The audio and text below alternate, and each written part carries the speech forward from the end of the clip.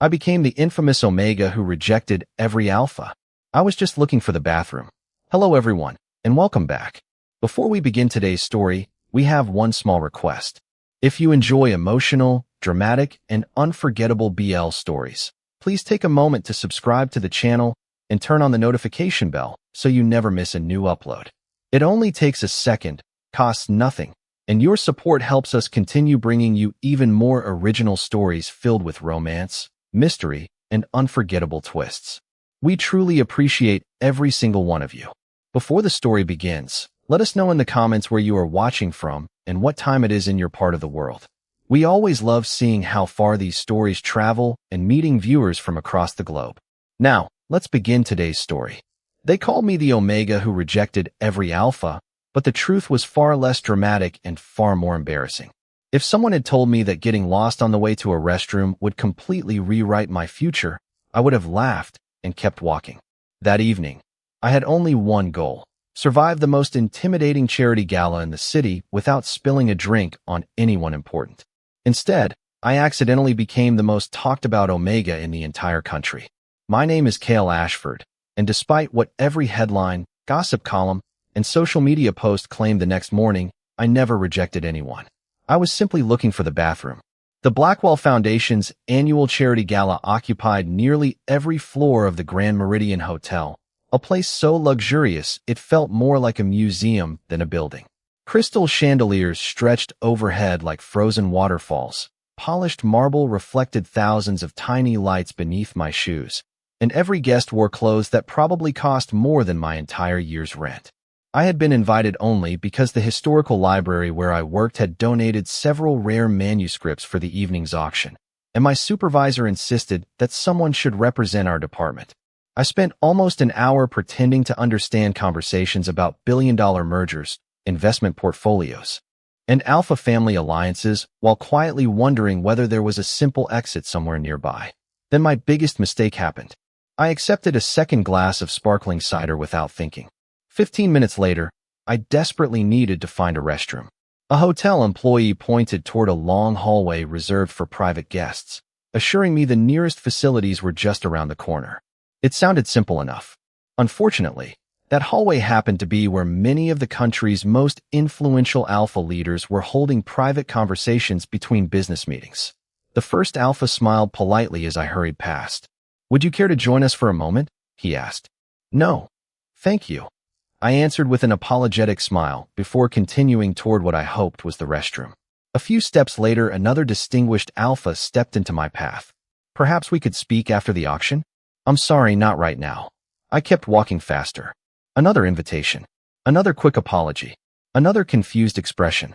Every few yards another alpha tried to introduce himself, assuming I had intentionally entered their exclusive gathering.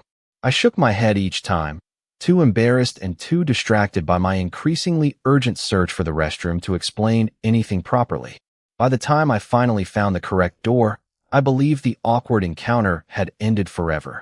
I washed my hands, laughed quietly at my own terrible sense of direction, and returned to the ballroom without giving the hallway another thought. The following morning, my phone exploded with notifications. Friends I had not spoken to in years were sending screenshots. Coworkers stared at me in complete disbelief. Every trending headline repeated the same unbelievable story. Unknown Omega rejects every elite alpha at charity gala. The most unattainable Omega in America. Who is Cale Ashford, and why did he turn down every powerful alpha in one night? I sat frozen at my tiny kitchen table with my coffee growing cold beside me, unable to understand how one search for a bathroom had somehow transformed me into the most infamous Omega anyone had ever heard of. What I didn't know was that among the countless people reading those headlines that morning, one man wasn't laughing at the rumors at all. Adrian Blackwell, the quiet alpha who had watched the entire misunderstanding unfold from the opposite end of the hallway, had become the only person curious enough to discover the truth. The next morning, Jesse woke before the servant's bell, his eyes fixed on the pale gold light gathering beyond the tall windows of his chamber. For once, the palace felt less like a cage and more like a place hiding a secret passage only he knew existed. The memory of yesterday's market still lived vividly inside him. The shouting vendors, children racing between crowded stalls, the smell of warm bread and roasted apples, the simple miracle of people laughing without asking permission. Most of all, he remembered the stranger who had caught his arm when the crowd nearly knocked him into a fruit cart. Jesse had only seen him for a moment. Tall, broad-shouldered, dressed in an ordinary dark coat, the man had possessed the unmistakable presence of an alpha, yet there had been nothing threatening in his expression. His gray eyes had held Jesse's gaze with quiet concern. "Careful," he had said. One ordinary word, but nobody had spoken to Jesse that way before, without title, expectation, or calculation. Jesse had fled before the stranger could ask his name.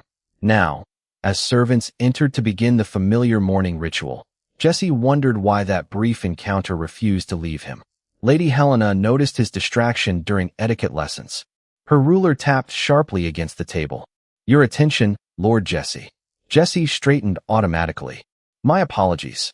Your father expects perfection from you, particularly now." Something in her tone made his stomach tighten. "Now." Lady Helena hesitated, realizing she had revealed too much. Before Jesse could question her, the study doors opened. Lord Raymond entered with 2 advisors behind him. His father rarely interrupted lessons. Jesse immediately knew something had changed. "Leave us," Lord Raymond ordered. When the room emptied, he placed a sealed envelope on the table. A silver crest marked the wax, depicting a wolf.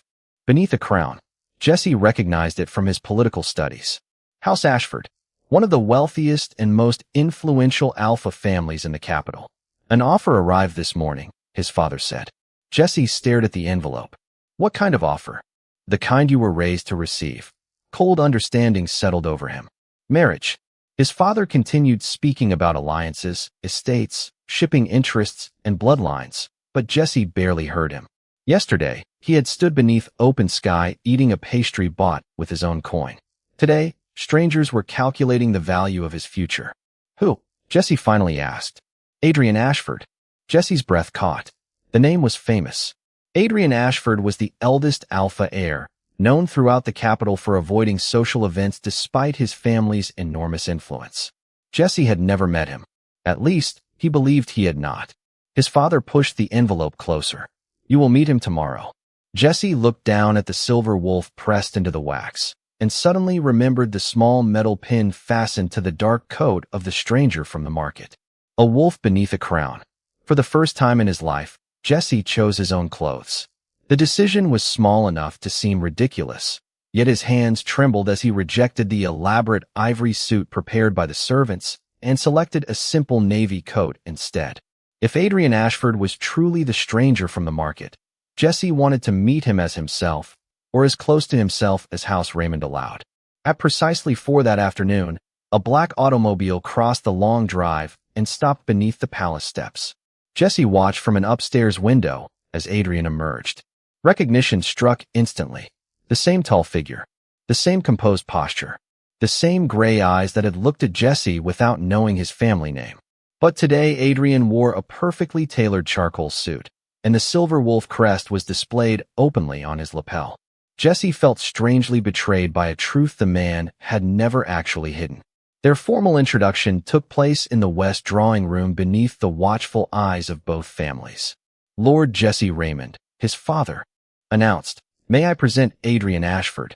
Adrian looked at him, and for one brief second, his carefully controlled expression disappeared. "You," he said softly. Lord Raymond frowned. "You have met." Jesse opened his mouth, but Adrian answered first. "Only briefly. Yesterday." He offered no mention of the market, Jesse's borrowed cloak, or the fact that the sheltered Raymond heir had been wandering through the city without permission. Jesse understood immediately. Adrian was protecting his secret. Tea arrived. Their fathers discussed property, political influence, and the advantages of joining 2 powerful houses, while Jesse sat silently beside Adrian, feeling as though the adults were negotiating over 2 pieces on a game board. Eventually, Adrian set down his cup. "I would like to speak with Jesse privately." Lord Raymond's expression hardened. "That is unnecessary." "Then I am afraid discussing marriage is unnecessary as well." The room became painfully quiet. Adrian had not raised his voice. He had simply spoken as if Jesse's participation were obvious. 10 minutes later, They were walking through the winter garden with a servant positioned far enough away to satisfy propriety. "You did not tell them," Jesse said. "It was not my story to tell." Jesse studied him carefully. "Did you know who I was yesterday?" "No," Adrian almost smiled. "I thought you were someone who looked terrified of buying an apple." Jesse laughed before he could stop himself. The sound surprised them both. Adrian's expression softened. "That is better." "What is?" "You look different when nobody is telling you how to behave." The words touched something painfully tender inside Jesse. He turned toward the glass walls, beyond which the city stretched beneath the afternoon sky. "Our families expect us to marry." "I know. And what do you expect?" Adrian was quiet for several seconds. "I expect you to decide whether you even want to know me." Jesse looked at him sharply. Nobody had ever placed the word decide beside his future. Adrian reached into his coat and produced something small. Jesse recognized the paper bag from the market bakery. Inside was the same cinnamon pastry Jesse had tasted during his forbidden afternoon. "I thought palace food might be disappointing after yesterday," Adrian said. Jesse smiled, but before he could answer, he noticed his father standing behind the glass doors. Lord Raymond was not watching Adrian. He was watching Jesse, and the expression on his face made one thing unmistakably clear. Somehow, he already knew exactly where his son had been yesterday. Lord Raymond waited until Adrian Ashford's automobile disappeared beyond the iron gates before summoning Jesse to his private study. The room had always made Jesse feel small. Shelves of family records covered the walls, and portraits of Raymond ancestors stared down as if every generation had gathered to judge him. His father stood beside the fireplace, holding something Jesse recognized immediately. The coarse brown cloak Finn had given him. "Would you care to explain this?" Lord Raymond asked. Jesse's heartbeat quickened, but he forced himself to remain still. "I went into the city." "Without permission?" "Yes." The admission seemed to surprise his father more than an excuse would have. Lord Raymond placed the cloak on his desk with careful precision. "Do you understand what could have happened? You are the only Omega heir of this house." There it was again. Heir. Omega. House. Never Jesse. "I was gone for 1 hour. 1 hour is sufficient to create a scandal." Jesse thought of the market, of strangers laughing, of buying food with his own hand, of Adrian speaking to him as though he were simply another person beneath the same sky. Nothing happened. His father's expression hardened. "Something did happen. You met Adrian Ashford before your formal introduction, dressed as a commoner. He protected my secret, which makes him intelligent, not trustworthy." Jesse stared at him. Until that moment, he had assumed his father would be pleased. House Ashford had offered precisely the alliance the Raymond family had spent years preparing him to secure. Yet there was no satisfaction in Lord Raymond's face. There was concern, perhaps even fear. "You wanted this marriage," Jesse said slowly. "I wanted an alliance." "What is the difference?" His father looked toward the closed doors before lowering his voice. "Adrian Ashford has refused 3 arranged matches in 4 years. His family cannot control him. A man who cannot be controlled by his own house cannot be predicted by ours." Jesse almost laughed at the strange logic. Adrian's greatest offense was apparently possessing a will of his own. "Maybe that is why I like him." Silence fell. Jesse immediately realized what he had revealed. His father's face became unreadable. "You will not see him privately again. He came here because you invited him. And future meetings will occur under proper supervision." Jesse felt the old walls closing around him again. "What if I refuse?" The question escaped before fear could stop it. Lord Raymond stared at him as though the family portrait behind Jesse had suddenly spoken. "Refuse what?" "Being managed like property." For several seconds, neither moved. Then his father crossed to the desk and opened a drawer. He removed a cream-colored document bearing the Ashford crest and placed it before Jesse. "Perhaps you should understand the situation before romanticizing Adrian's independence." Jesse looked down.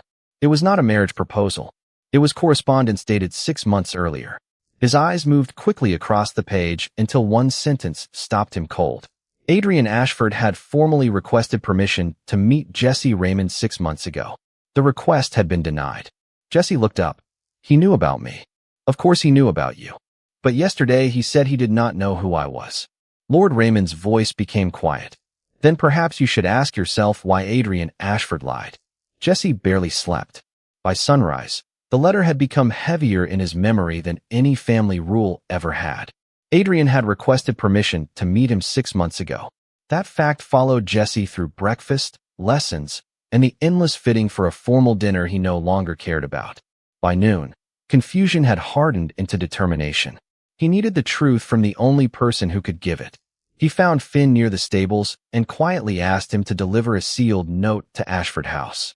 Jesse expected hours of waiting. Adrian arrived 40 minutes later. Lord Raymond refused him entry. Jesse learned this from a servant whispering outside his chamber, and something inside him finally snapped. He walked downstairs without permission and found Adrian standing beyond the open front doors, separated from him by 2 guards and his father's authority. "Did you know who I was?" Jesse asked.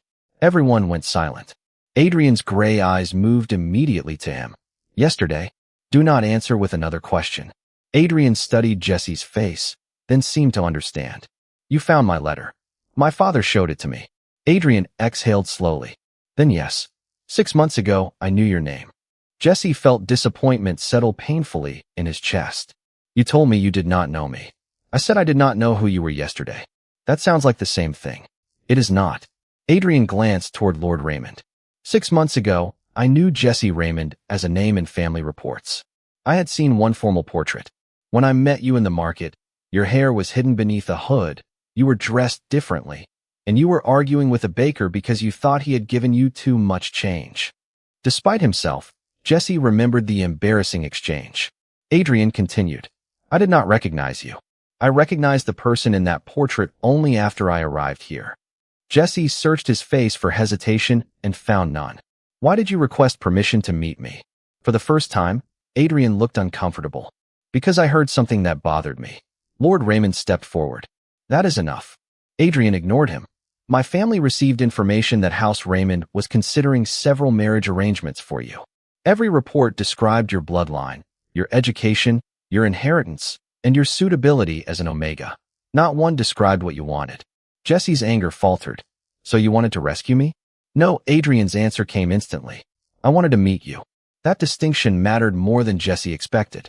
Adrian reached into his coat, but instead of another letter, he removed a small folded sheet of paper and handed it to Jesse. It was a copy of his original request. This version continued beyond the section Lord Raymond had shown him. Jesse read the final paragraph twice. Adrian had specifically stated that he would make no marriage proposal without Jesse's personal consent, and that any meeting should allow Jesse the unrestricted right to refuse him. Jesse slowly raised his eyes toward his father. "Your copy did not include this paragraph." Lord Raymond said nothing. The silence answered for him. Jesse finally understood why Adrian's independence frightened his father. It was not because Adrian could not be controlled. It was because Adrian was offering Jesse the same dangerous freedom. The argument at the front doors changed something that could not be restored by simply closing them.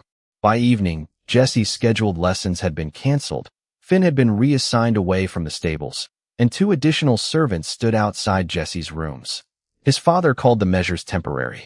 Jesse understood them perfectly. The cage had simply become visible. Yet for the first time, he was not frightened by it. He was angry. At dinner, Lord Raymond spoke about duty as though nothing had happened. Jesse listened until his father finally said, "The Ashford arrangement will proceed under my supervision." Jesse placed his fork beside his plate. "No," his mother looked up in alarm. Lord Raymond became perfectly still. "Excuse me. You taught me that a Raymond must understand every agreement before accepting it. I finally understand this one." Jesse's voice remained calm despite the pounding in his chest.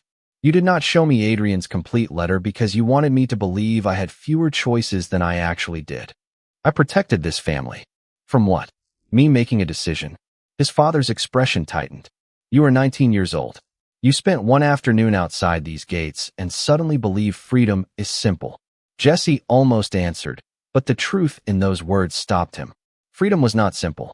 He had no income, no profession, and almost no experience beyond the palace. Even the coat he wore had been chosen and purchased by someone else. Lord Raymond saw his hesitation. "Exactly," he said quietly. "The world beyond this house will not rearrange itself because you wish to be independent." Jesse looked down at his hands. Then he remembered Adrian saying that knowing him and marrying him were 2 different decisions. "Then I should learn how to live in that world before anyone decides where I belong in it." His father stared at him. And how do you intend to do that? Jesse did not yet know. That was terrifying, but strangely, admitting it made him feel stronger. I will start by learning. The following morning brought an unexpected answer. A representative from Ashford House arrived carrying a formal envelope addressed not to Lord Raymond, but directly to Jesse. His father could not intercept correspondence delivered under noble seal without creating the very scandal he feared. Inside was no romantic declaration. Adrian had sent information about a scholarship program funded by an independent educational trust. The program accepted noble and common students alike and offered courses in literature, accounting, estate management, and public administration. At the bottom, Adrian had written only one sentence in his own hand. Whatever you choose, choose with enough knowledge to make it yours. Jesse read the sentence until his vision blurred. For years, his tutors had educated him to become useful to a husband. Adrian had shown him a path toward becoming useful to himself. 3 days later, Jesse submitted an application without requesting his father's permission. A week passed with no answer. Then, on a rainy Thursday morning, a thick envelope arrived. Jesse opened it beside the same window where he had once watched a sparrow and wished for wings. He had been accepted. His relief lasted less than a minute. Attached to the acceptance letter was a housing requirement for first-year students. The academy expected residents to live on campus during the term. Jesse would have to leave Raymond Palace. When he carried the letter downstairs, he found his father already waiting in the entrance hall with Adrian beside him. Neither man looked pleased. Jesse stopped halfway down the staircase. What happened? Adrian answered first. Your father has agreed to let you attend. Jesse looked between them, immediately suspicious. What did you give him? Adrian's silence told him there had been a price. Adrian asked Lord Raymond to leave them alone, but Jesse's father refused. That alone told Jesse the agreement involved more than tuition or transportation. Tell me, Jesse said. Adrian met his gaze. Your father wanted a guarantee that attending the academy would not damage House Raymond's standing. Lord Raymond interrupted. Do not make prudence sound unreasonable. Adrian continued as though he had not spoken. House Ashford agreed to publicly sponsor your enrollment. Jesse frowned. That cannot be all. It is not. Adrian's expression changed, and Jesse recognized something he had never seen in him before: regret. My family will enter a provisional alliance with House Raymond for 1 year. Jesse's stomach tightened. Through marriage? No, Adrian answered immediately. There is no engagement. There is no marriage contract. There is no claim on you. Lord Raymond's mouth tightened at the final sentence. Jesse descended the remaining stairs. Then what did you promise? Adrian hesitated. That I would not formally withdraw myself as a possible match during your first year. Jesse stared at him. You traded your freedom for mine. I delayed one decision. Without asking me. Adrian went silent. Jesse almost laughed at the bitter symmetry of it. The first person who had told him that choice mattered had made a choice about Jesse's future without Jesse present. You should leave, Jesse said. Adrian nodded once. He did not defend himself. That somehow made Jesse angrier. For the next month, Jesse concentrated on preparing for the academy. He learned how to manage a personal bank account, how to navigate public transportation, and how much ordinary things actually cost. Finn, restored to his position after Jesse insisted upon it, taught him how to make coffee without assistance.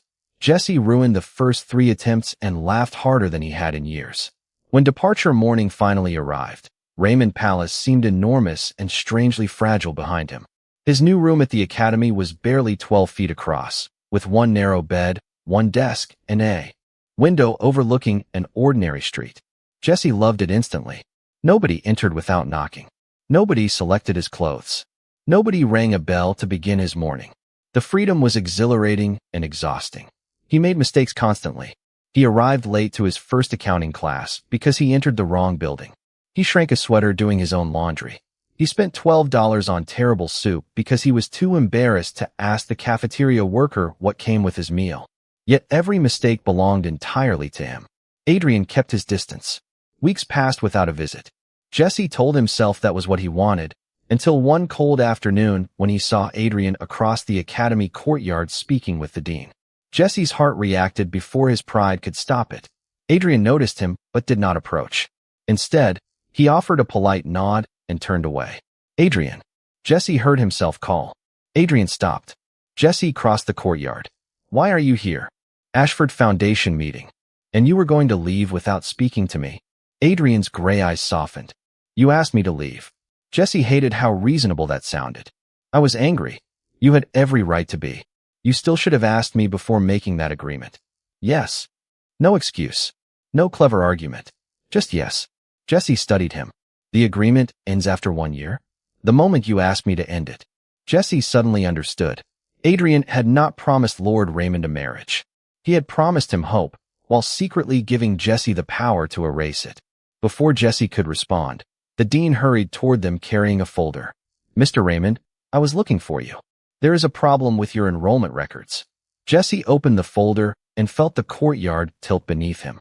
His academy application had listed him as financially independent. According to the attached legal documents, he was not. Under Raymond family law, Jesse's inheritance, accounts, and legal residence remained controlled by his father until marriage. Lord Raymond had never truly let him leave. For several seconds, Jesse could only stare at the documents. The academy courtyard continued around him as if nothing had happened. Students crossed the brick paths carrying books and paper cups of coffee. A bicycle bell rang near the front gate. Somewhere inside the administration building, a clock marked the hour. Ordinary life continued while Jesse discovered that his independence existed mostly on paper. What happens now? He asked. The dean adjusted his glasses. Your enrollment is not canceled. We need documentation establishing that you have legal authority over your educational and residential decisions. Jesse gave a humorless smile. And if I cannot provide it? You would have 30 days to resolve the matter. Adrian reached for the folder, but Jesse pulled it closer. No, Adrian stopped immediately. This is mine. You are right. That answer steadied Jesse more than an argument would have. He spent the next 2 days reading every document connected to the Raymond estate. For the first time, years of lessons in household management became useful in a way his father had never intended. Jesse discovered that the restrictions were not national law. They came from an old Raymond family trust established generations earlier. His father controlled the trust, but the document contained an overlooked provision. Any beneficiary who demonstrated independent income and maintained a separate residence for 6 consecutive months could petition the trustees for personal control at age 19. Jesse read the sentence 5 times. 6 months. He did not need a husband. He needed a job. The next morning, he entered the academy library and asked whether they were hiring. The librarian looked surprised when Jesse Raymond, whose family name appeared on buildings across the capital, requested an entry-level position shelving books. The pay was modest, but it was real. Jesse accepted immediately. He moved his personal savings into an account outside the Raymond Trust and began recording every expense. Adrian learned what Jesse was doing, but offered no money. Instead, when Jesse struggled with budgeting, Adrian sent him the name of an accounting tutor and nothing more. That restraint mattered. 3 months passed. Jesse learned to live on a schedule he created himself. He studied in the mornings, worked afternoons, and sometimes returned to his small room so tired that dinner consisted of toast and an apple. Yet he had never felt more alive. His father sent letters. Jesse answered politely, but refused every request to return home. At the beginning of the 6th month, Lord Raymond finally came to the academy. He found Jesse behind the library desk checking returned books. For a long moment, his father simply looked at him. You have changed, he said. Jesse closed the ledger. I hope so. You could end all of this tomorrow by accepting the Ashford match. Jesse felt no anger this time. Then I would never know whether I stayed because I loved Adrian or because I needed him. Something shifted in his father's face. Perhaps, for the first time, he understood. 1 week later, Jesse stood before the trustees with 6 months of pay records, rent receipts, academic reports, and bank statements. Adrian waited outside because Jesse had asked him to. The decision took less than 20 minutes. Jesse emerged holding a single signed document granting him control over his residence and personal finances. Adrian rose from the bench. Did you win? Jesse looked at the paper, then at the open doors behind him. I did not win. He smiled slowly. I became responsible for myself. Adrian smiled back. That sounds better. Jesse stepped closer. There is one more thing. What? Your agreement with my father. End it. Adrian's expression remained calm, but disappointment flickered in his eyes. All right. Jesse shook his head. You misunderstand me. End the arrangement so that whatever happens between us belongs to us. Adrian went completely still. Jesse held out his hand. You once asked for permission to meet me. Adrian looked at the offered hand. And now? Jesse smiled. Now I am giving it myself. A year later, Jesse stood in the academy courtyard beneath the first warm sunlight of spring, holding a diploma with his own name printed across it. Not House Raymond's heir. Not somebody's future Omega husband. Jesse Raymond, graduate with honors in public administration and estate management. The distinction seemed small to everyone else. But to Jesse it contained the entire distance between the person he had been and the person he had chosen to become. Finn stood near the front row applauding with enough enthusiasm for 3 people. Jesse's mother was beside him, smiling through tears. Lord Raymond stood a few feet away, reserved as always, but when Jesse approached, his father extended his hand. You did well. Once, Jesse would have waited desperately for more. Today, those 3 words were enough. Thank you. His father glanced toward Adrian, who had deliberately remained near the back of the crowd. He kept his promise. Jesse understood immediately. Adrian had terminated every provisional agreement between their families months earlier. House Ashford and House Raymond still conducted business, but Jesse's name appeared nowhere in those contracts. So did I, Jesse replied. Lord Raymond gave him a long look. Yes, you did. It was not an apology, but it was recognition, and Jesse had learned that change sometimes arrived quietly. Adrian waited until Jesse was alone before approaching. Congratulations. That sounds very formal. There are approximately 200 people watching us. Jesse glanced around. You are nervous. Adrian Ashford, the alpha whose reputation could silence an entire boardroom, actually looked offended. I am cautious. Jesse laughed. Adrian had become part of his life slowly over the past year. Coffee after classes, walks through the market, arguments about books, quiet dinners where nobody discussed bloodlines or alliances. Adrian never asked Jesse to become smaller so he could feel larger. More importantly, he never confused love with rescue. Jesse had built his own life first, and Adrian had simply walked beside him while he did it. Come with me, Adrian said. They crossed several streets until Jesse recognized the market where they had first met. The bakery was still there. So was the fruit stand where Jesse had once argued over a few coins. Adrian bought 2 cinnamon pastries and led him toward the small public garden nearby. Beneath an old maple tree, Adrian stopped. I asked your father for permission once, he said. Jesse smiled. That did not go particularly well. No. Adrian reached into his coat and removed a simple velvet box. Jesse's breath caught, but Adrian did not open it. So, I am not asking your father. I am not asking House Raymond. I am not asking because our families want an alliance.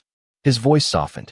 I am asking Jesse, who ruins coffee, forgets umbrellas, spends too much money on books, and still checks every receipt twice. Jesse laughed through sudden tears. Adrian opened the box. Inside was a simple silver ring engraved with a tiny sparrow. Jesse stared at it. Years ago, a bird outside a palace window had represented everything he believed he could never have. Will you marry me? Adrian asked. Jesse looked at the man before him, then at the open sky above them. There were no family advisors, no contracts, no servants waiting for instructions, only a question and the freedom to answer it. Yes. 2 years later, Jesse returned to Raymond Palace with Adrian beside him, not to live there, but to open part of the estate as a scholarship residence for young Omegas seeking independent education. In the old breakfast room where Jesse had once eaten alone, students now crowded around long tables, talking, laughing, and making plans for futures nobody else had chosen for them. Jesse paused beside the window and saw a sparrow land on the sill. This time, he did not wish to follow it. He already knew what freedom felt like. It was not escaping every bond. It was choosing which ones deserved to become home.